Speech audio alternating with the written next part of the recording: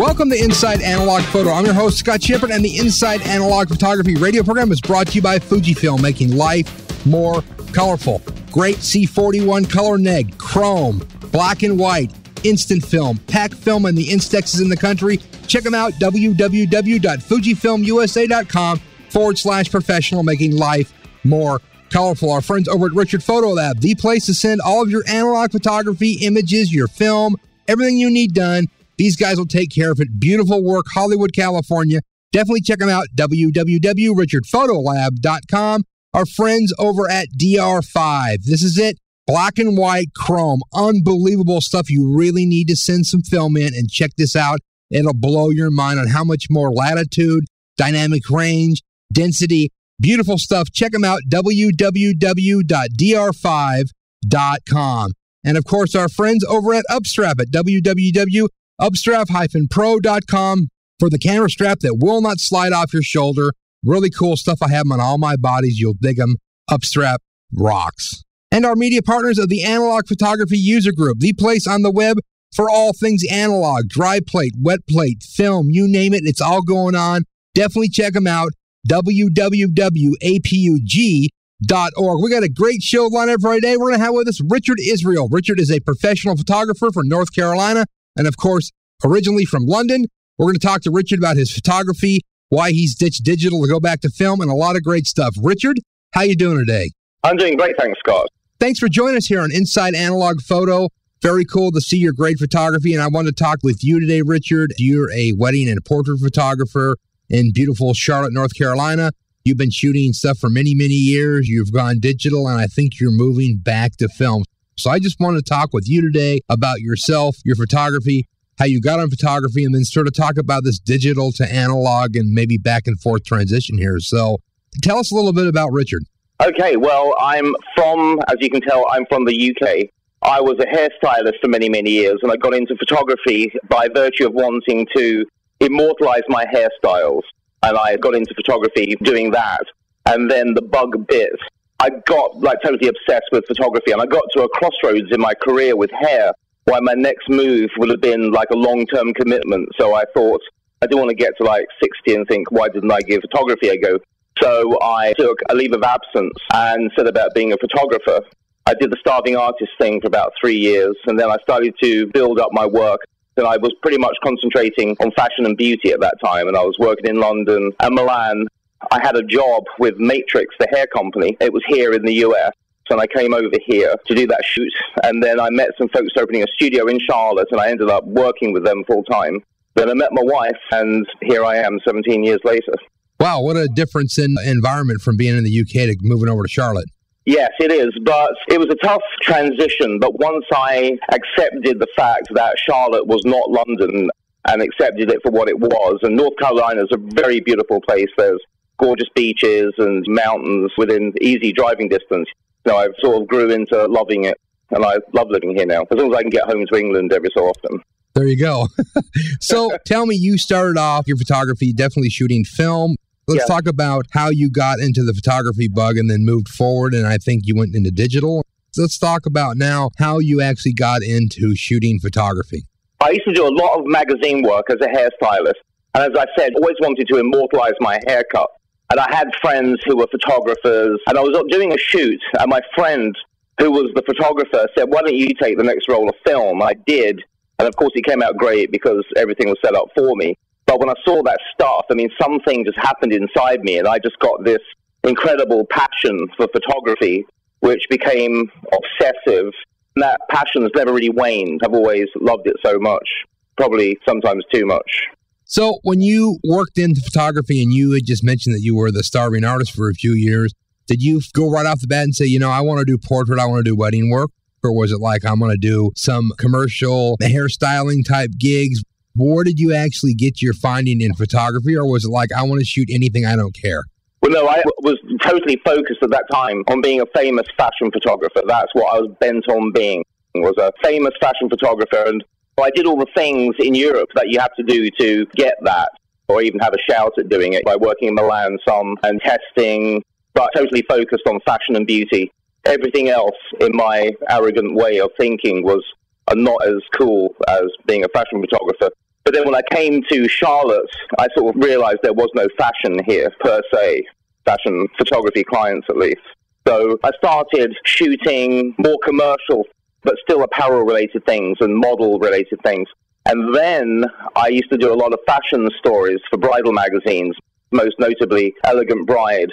And from that, people were asking me to shoot their weddings, and I had no sort of interest or no knowledge of wedding photography, just that it was not a very cool thing to do, but I did it in the way that I thought I should do it.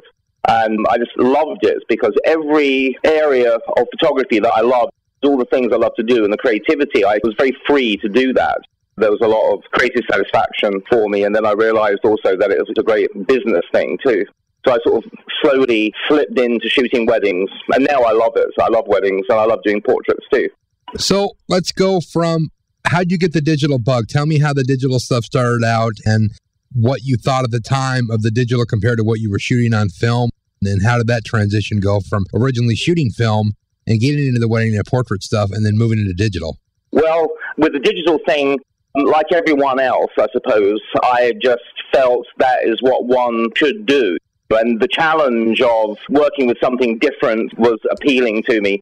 And I just saw that that was the way of the future and just something that one had to get into doing. I was already working with Photoshop and like having my images scanned and doing things in Photoshop when I think the first version I ever got was like Photoshop 3 or something when Layers first came out.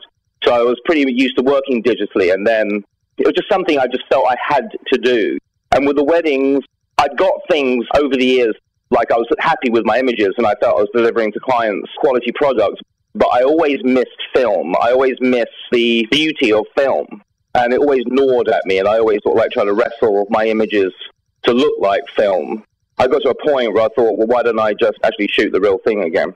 Exactly. And I think that's the thing that people don't understand that have never shot film is you have a certain look. There's a certain organicness that has with an image, and you've experienced this. You've tried to replicate this, and there's some great software from On1, from Nick, to make your digital images look like film, but it's almost there, but not yet.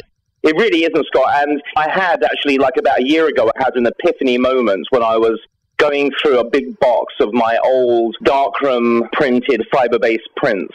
And I was looking at them, and I was just thinking, my goodness, I mean, these just look brilliant. It just got that tingle going inside of me, and it sort of ignited this passion. And then out of the blue, a few weeks later, this couple ordered a print from their wedding when I was shooting film, and I scanned the negative.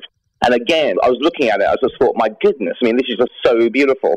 I know, it's just so much texture to it.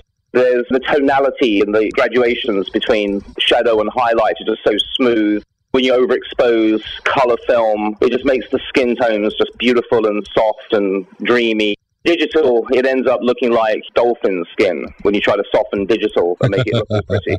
And then if you overexpose it, it blows out.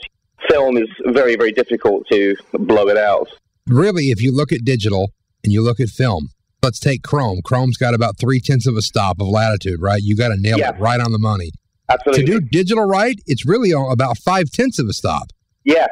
And people don't realize that. And they think, oh, I can just shoot it in RAW and it'll all work out. Don't worry about it. Well, guess what? Yeah, well, of course, it doesn't. And I think there's a lot of wedding photographers who had never shot Chrome. I was really fortunate because I had never actually shot color negative film until I started shooting weddings. I had always, all through my career, shot Chrome film. So I was always used to getting my exposures like on the money.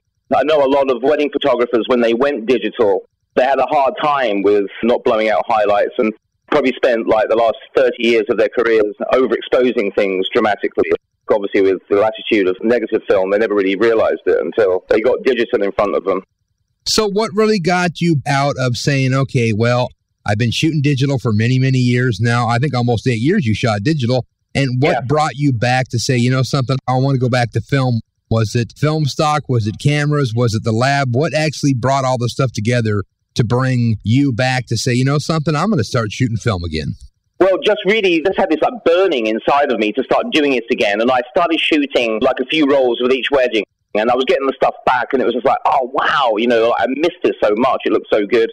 And then I started noticing some other photographers who I really admired, and I love their work. I noticed that like most of the photographers that I really love, who I consider like the top wedding photographers who are regularly published in Martha Stewart and all those magazines, all shot film. I was inspired by those. Jose Vila, I love his work, and he really inspired me to really go for it. This year I was hoping to raise my prices, but I'm probably going to sort of like wait on that, which was going to compensate for the extra cost of film. But I would tell you, Scott, that the time that I'm not spending in front of the computer is worth every penny of the money I'm spending extra on film and processing. Yeah, I mean, you look at it, like you said, people that are publishing all the stuff that's going on, it is on film, and it's amazing that you see these high-end publications pick these images out that are shot on film. Yeah. And I think if you look at the total range or the gamut of wedding and portrait photography that's still shot on film is probably now maybe 1%. Yes, absolutely. And it also gives you a niche in your market. No, I mean, I'm probably the only person in my market. I mean, probably, well, all the ones that I know, and I know quite a few photographers, like not just here, but I also work in Charleston. I don't really know of any other photographer that is working with film. I mean, people look at me like as if I'm sort of lost my mind or something. But really, my clients notice the difference. People say there's something different about your work. They maybe not be able to put their finger on what it is, like say what it is, but when I get it out of them, it's pretty much they're seeing the look of the film. Let's talk about your workflow. Let's talk about what kind of stock you're shooting with in gear. So are you shooting any digital all anymore or just very frequently? Well, for commercial jobs, I do shoot those digital because that's the best tool for the job, because most commercial clients now want their film yesterday. So that's the way to go with that. But all my wedding and portrait stuff, and this year going forward, I'm going to be shooting, I would say, 75 to 80% of my work film. Towards the end of the reception and stuff, I'll probably shoot digital with that because I'm not really looking for art at that point. No, you're just documenting what's going on. So exactly. And if I'm shooting like toddlers or something with my portrait, I have to chase them around and bang out a lot of stuff. I may shoot some digital for that, mixed in with the film. Like you said, there's nothing wrong with digital, and digital has its place, and you can do fast and very quick delivery with it, and the cost is low once you've acquired the gear. What gear are you shooting with when it comes to film camera stuff? Let's talk about what you're using for your workflow. I use Nikon 35mm cameras. I sold most of my really wonderful film stuff a long time ago, so I'm reacquiring things, but I did hang on to my 35mm stuff. So this year I'll be shooting with an F5, Nikon F5, my F100, and I have a Mamiya 645. I've got several lenses, but the one that I use most of the time is the 81.9 lens, which is like a medium format Nock Deluxe. The depth of field is like really, really shallow, and I just love that. And then I have a Holga, and I have a Mamiya 7 rangefinder camera, which is pretty cool too. Oh, beautiful. So what do you like, Richard, for stock? What do you like to shoot? Black and white, color? What do you use and what brand? Kodak, Fuji, Ilford? What do you like? I like Fuji for color. I love the 400H and the 800Z. And also I love the look of the Press 1600 film as well, which is really nice. Now, are you shooting the Press 1600 at 16 or are you shooting it at 8? What are you doing with the 1600 Press film? And I'm going to be starting with a new lab. My intention is to shoot a couple of test rolls at different ISOs and see what I like the best, because 400 and the 800, I always overexpose it by at least one stop, maybe 1.5. But the 1600 is a little bit more sensitive. It can go real contrasty or real lacking in contrast if it's not done properly. So I'm going to experiment with this new lab with that. And then black and white, I love Tri-X. I love Fuji Neopan 1600 and the Kodak TMZ 3200. I think that's one thing that's great about film that people that haven't shot film before is every piece of emulsion is different. They all have a different look. You can expose them differently, and you have such a variety of things that you can do, even with one stock, even with the Fuji 400H or the Neopan 100 or the 1600 or the Tri-X or whatever it is. You can tweak everything so much. It's really cool. Absolutely, yes. And in process, a gazillion different ways that you can, especially with Tri-X, there's so many different things you can do with Tri-X. You can get it so it's really grainy and gritty, or you can get it so that even toned. I mean, it's pretty awesome what you can do with a great lab. No, I mean, there's a picture on one of your websites that's just beautiful with the Rolleiflex. Yeah, I've got that one. I use that too. Old Salem, it's just beautiful image, and I'm sure this is on Tri-X. Yes, it is. It's on Tri-X. And actually, I lit that with my car headlights. I remember that vividly. And I shot that. It was like the Rolleiflex, because it has no mirror, you can use a very slow shutter speed. Have it on the tripod. I think I shot that like a 15th of a second at 2.8. Yeah, that Rolleiflex is a pretty awesome camera, actually. Yeah, and people didn't understand that you can make this beautiful photography. I mean, that's a great looking image there, and you can do this from some economically priced cameras. If you don't want to pop for a Rolleiflex, I mean, you can get like a Mamiya C220 for $100 on eBay. Yeah, and also, like there's a Chinese one called the Seagull, which is like $60 or $50 or something. Yeah, so you can make some great stuff, and it's just really cool to be able to shoot this. Tell me here, Richard, what are you doing for lab? Who are you having process your stuff? What are you doing about scanning, so forth and so on? Okay, well, up until recently, I was using a local lab. While it was okay, but the processing wasn't what I really loved to see. And so after hearing so much about Richard's labs in LA, I've spoken to them, and I'm going to be using them going forward because they sound like they're just totally into customizing to what you want. Oh, exactly. I mean, they'll do what you want. You can tell them, okay, well, I want a Noritsu scanner. No, I want it scanned on a Durst. Nope, scan it on a Frontier scanner. And they all have their different looks. So you can say, well, I love the way Jose scans coming out. Why don't you scan it on the Frontier SP2500? And they'll do it. And then when you get the stuff back, you go, I like to have a little more saturation on this or that, or I want my development this way. And they'll tune stuff for you. And they are basically, I think at this point, the number one lab when it comes to any kind of volume for wedding and portrait work in the country. Yeah, I mean, I keep hearing their name over and over and over again. And so, like this year, I'm going to use them for everything because, to be honest with you, I mean, Charlotte is not noted to be like one of the leading areas in photography. In London, I was so spoiled by having like amazing labs, and they sound exactly like what Richard's lab does. They customize for you, and they really look after you as a client and want you to have your look. I mean, now when I go to local labs, it's sort of like I'm treated like the red-headed stepchild, bringing rolls of film in, like making offhanded jokes like, what's this? Like they've never seen film before. So I'm looking forward to that. But I think you're going to dig that. And I think it's just great to see that you're embracing your roots with photography and noticing the advantages of shooting analog and how it's going to stand you out, I think, different from your competition, at least in your area, that you're going to have this fine art, organic, beautiful looking imagery. And don't get me wrong, I mean, you can probably do most of this with digital too, but look at the time it's going to save you. It'll give you more time to go behind the camera and shoot more stuff. That's right. And getting out there and meeting people. That's how I get my business. I don't really advertise. It's all by word of mouth and relationships that I've developed. And the more I can do that, the better it's going to be for my business. Instead of stuck in front of that Mac for 90% of my existence, which I was doing before. No, you don't want to waste all your time away with that. And like you said, you have the nice balance of everything going forward. So what do you look forward to here, Richard, with your photography moving forward? Is there any kind of projects that you're working on? I know people go to your website. You have some really great imagery here.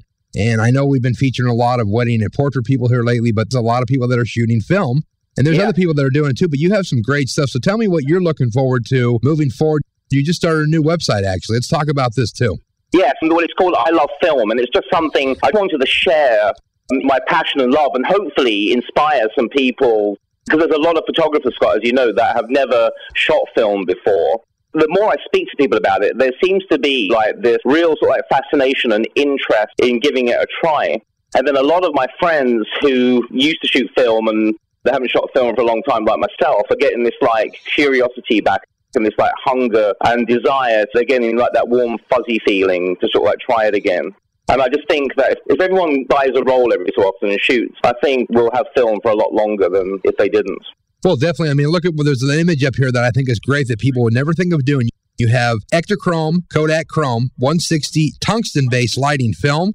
Yeah. And it's overexposed by 2 stops with natural light, and it just looks fabulous. Well, thanks. With my fashion stuff, I used to push that stuff, well, like not process it, but I used to underexpose it and just take it to the cusp of it blowing out completely. And I sort of had that down to a bit of a fine art. So I've just started doing stuff like that again, too. I mean, I just want to play. I just feel like I've had a whole new lease of life on my photography career. I just feel like I'm starting all over again from scratch. You have that same sort of excitement for it. And I'm just going to see what happens, where that leads me. Doing a few little workshops with people who are interested in giving it a try and need a bit of a helping hand to get started. Yeah, but I mean, they definitely need to go to look at your deal. It's iluvfilm.blogspot.com. And look at this image you have of this woman here that's in looks like a tie-dyed, maybe leotard top or something, but the way this picture looks and the way that it's overexposed, you would never think of doing this with chrome. It looks awesome. Well, thanks. What do you do to keep your wedding business moving forward? What kind of marketing programs are you doing? I know you said that you really don't advertise it. Is it all word of mouth? And are you finding people are looking to Richard to do their wedding photography because they are finding out that you are shooting film? Yes, I'm finding this more and more. I mean, I think like from a year ago till now, instead of sort of like trying to bend myself every which way, because if you look at enough wedding forums and people's blogs and things, it can make you insane trying to figure out what thing you should be. But I decided just to be me. I mean, I just love making people look beautiful, but them real. And I think that's what appeals to people about the work, is that it's not forced. It's just, for want of a better word, organic and classic. And I think that really connects with people. And I make a point of creating relationships with wedding planners. And I have sort of like a small group of people that I network with who I seem to get enough work from nurturing and having those relationships. Maybe like 10 or 12 different vendors that always seem to get referred by, and I refer people to them. That's great that people are doing this, and it's just, your work is beautiful. What did you look forward to, Richard, with experimentation with film? I know you're going to start doing more stuff with Richard, but is there any kind of gear you're looking to doing, or any kind of new film you want to try or play with? What do you look forward to with analog photography that's got your interest all sparked up here? Okay, well, the website, the online photography store, freestylephoto.com, have these really interesting new films. One of them is called ADOX. I mean, there's like a whole slew of these films that I think they're from Eastern Europe that have the look of the films from the 50s and 60s when they were like real silver rich. And I'm looking forward to giving those a try. And I also want to start experimenting with platinum printing and would love to be able to do my portrait by way of platinum printing. That's something that really excites me. And I'm taking a course in a couple of months on tintype photography and printing and coating your own tin plates and things. So, you know, the alternative process thing is something that is really sparked an interest with me. I think that's what's so cool about the analog process is you can shoot film, you can shoot sheet stuff, you can make your own emulsions, you can do wet plate, you can do dry plate. I mean, you can put liquid light on a rock and expose it, and you can have a photograph. Absolutely, yeah. And the platinum printing, I mean, that is something that is truly a thing of great beauty as a platinum print. So I'm going to give that a go. I've already made arrangements to borrow my friend's 4x5 camera indefinitely, so I'll have something that I will be able to make great contact prints with. Yeah, I'm looking forward to that. And then with your experience, too, with what you're doing with the digital work, you can scan your film, you can bring this stuff into Photoshop, you can tweak it, and then you can output that as a negative and print it on an inkjet, and then use that as a contact print for platinum printing. And you can do some pretty cool stuff with using this hybrid workflow with capturing on film. It goes digital and it goes back out as a neg, and then you can print it analog. It's pretty neat right now, really. Oh, yeah, it really is. You see, I think, Scott, that when digital came in and then everyone became digital, I think we threw the baby out with the bathwater. I think that we prematurely just like forgot all the wonderful things that analog photography gives us, like you were saying. And I think the two can coexist wonderfully, and they do, obviously. I mean, there's many people have successfully hybrid workflow, with the contact prints being one of them, and scanning in eggs and stuff. There's just the opening of one's mind can open a whole new world to you, which is, you know, I think why it's excited me so much. I just feel like I've discovered a whole new world again. This is a great time to be shooting film and doing this work. And I think those of us that are shooting film, we do stand out from our competitors, and we can do great work and make beautiful images and spend less time at the computer. Yes, just imagine being able to offer and selling your clients a beautiful 11x14 platinum print, which you can charge a lot of money for, as opposed to the person down the road who's doing the predictable stretched canvas print. I mean, it's like, that's a product that will be so unique. Realistically, you can actually offer somebody, and if you have someone that really wants this, you can do a full wedding in black and white and offer them a full album with gelatin silver fiber prints. Yes. I mean, what a wonderful thing. And I'm sure there are people out there doing it. Very expensive to have an album done in fiber unless you're doing it yourself. And if you're doing it yourself, it's going to be probably even more. But Rickus Valadares in Miami and in Boca Raton is shooting all black and white on his weddings. He's getting ready to do some fiber albums. I mean, they're going to be quite costly, but I mean, it's unreplaceable, beautiful stuff. Yes, it is. I mean, that stuff lasts forever. I mean, I know platinum prints, for example, pretty much will last for eternity. I mean, they will last forever and ever and ever. And digital prints, because I've been printing on an Epson for many years, and I know that their longevity, while very impressive, is nowhere near the lifespan of a archivally preserved fiber-based print. No, another thing, too, is with this new Epson technology is great. They have their Ultrachrome K3 HDR ink sets, and you can get like 2.63 D-Max. Yes. But with just any kind of rolled black and white F-type surface paper, you can pull a 4. Yes, absolutely. You can't get that in digital yet. You can't, I know. There's one thing I could really kick myself, Scott, is that I had all this like amazing stuff, that I sold, but I'm sort of like slowly but surely recouping it again. Although I'm not too sure if my wife is into me getting another darkroom in the garage or something, so we might have to pass on that one. But well, there's a lot of people out there that are doing it. You can have some nice prints made. And still, I think just when it comes to gear and equipment, you can pick up stuff pretty economically priced, get some beautiful cameras at a great deal, and actually have fun and create just a unique image with using film as a capture device. Yes, you can get like an excellent rated one for like $400. Yeah. A Canon 1V for about the same price. Exactly. I mean, that's what I'm shooting on. I have a bunch of 1 VHSs, and you can't go wrong. You can buy these things with like 10 rolls through them for like $800. Yes, and they're like a brick. I mean, those things are like made to last. I mean, they will last you a lifetime. Yeah. So it's a great time to be doing this stuff. So, Richard, I want you to make sure, let's talk about your website. So let's talk about your main website itself so they can look at all your beautiful photography and what you're doing with the wedding and portrait work. I want to talk about the I Love Film website. Give us all the address so people can go check out what you're doing.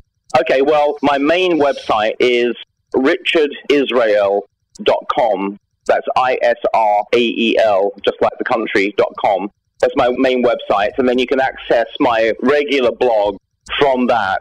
My I Love Film website is that's spelled L-U-V, film.blogspot.com. Yeah, this is great stuff, and I do appreciate you taking the time today to chat with us. Great to see this beautiful photography you're doing. It's so cool to see that you have originally started on film, you went full digital, and now you're mainly back to analog capture, and you can see the use and how the stuff is great and the beautiful imagery you can make. And I'm sure your clients love the stuff too. Yes, they do. Yeah, this is great stuff. And Richard, we definitely look forward to talking to you again. Make sure you give us updates on what you're up to. And this is just beautiful work, buddy, and I do appreciate the time today. Well, thanks, Scott. I really appreciate it too. Well, there you go. Richard Israel. Great stuff going on with Richard. Beautiful photography. Definitely check him out. And of course, you've been listening to Inside Analog Photo. I've been your host, Scott Shepard. And the Inside Analog Photography radio program has been brought to you by Fujifilm at FujifilmUSA.com/professional. Our friends over at Richard Photo Lab at RichardPhotoLab.com. DR5 for black and white chrome at DR5.com. And of course, Upstrap-Pro.com, and our media partners at the Analog Photography User Group at www.apug.org. We'll be back next week with more great analog photography.